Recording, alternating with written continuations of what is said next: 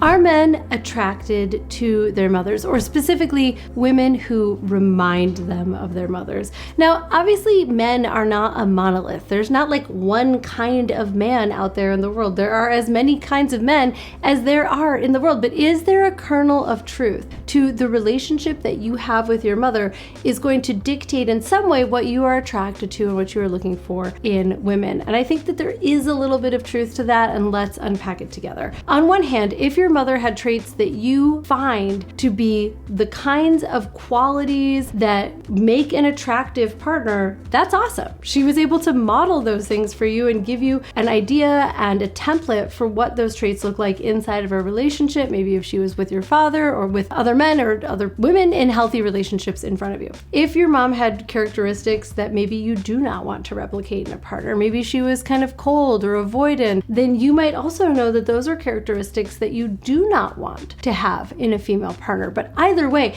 it's just information. These are all things that you can consider when you go about creating your romantic relationship. And I don't think that men get this message enough, but you actually are allowed to, in fact, I think you ought to do some reflection on what it is about your home life and your childhood that really worked for you, that you would like to call in and have in your life, versus what are those things that did not work for you that you intentionally do not want to replicate. And understand also that our minds and the way that we work and the way that trauma works and the way that we resolve our childhood is kind of tricky, in the sense that we will end up replicating and being attracted to certain things from our parents that we might consciously not want, but subconsciously really attract in other partners. So, for example, if you had a very absent mother, like she was not emotionally available to connect with you when you needed, you might find yourself in a relationship with a woman who does that, who is avoidant, who's not available for your bids of love and affection. You might experience that many times. You might only be attracted to women who do that. And that's because when we find someone that we're attracted to and we want to start a relationship with them,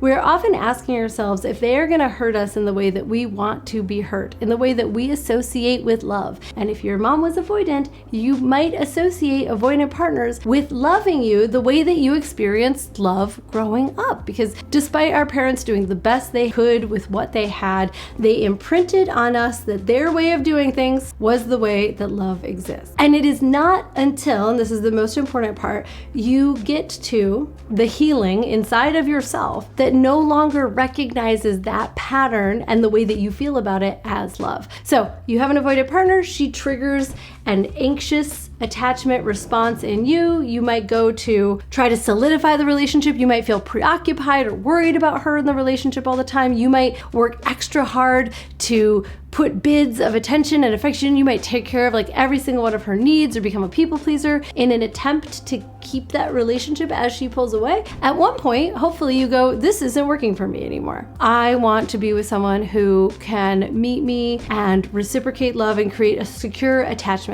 between us. It is only if you heal the part of you that is subconsciously attracted to that avoidance that you will be able to actually even see a secure partnership as a loving partnership. You might have the most spectacular, most wife material human being in front of you that you might otherwise be able to love, but if you haven't healed that part, you will not be able to find yourself in a satisfying relationship with her because it just won't feel like love to you. And I don't say any of this to make you wrong or make you worried or make you feel like you're broken. You're absolutely not. There is so much room, no matter what stage of life you're in or what kind of relationship you're in, to begin to do this healing work for yourself. I invite you not to look at your partner and say they have to change. This is all things that come from inside of us. And then we do that healing work for ourselves. I recommend doing it with the help of a coach or a therapist. You can apply to work with me and my coaching team in the description below. Once that part of us has experienced transformation, the outside world will also transform because we are different. And if that sounds like a little woo-woo to you, all I can say is I've worked with hundreds of clients, and at this point I am thoroughly convinced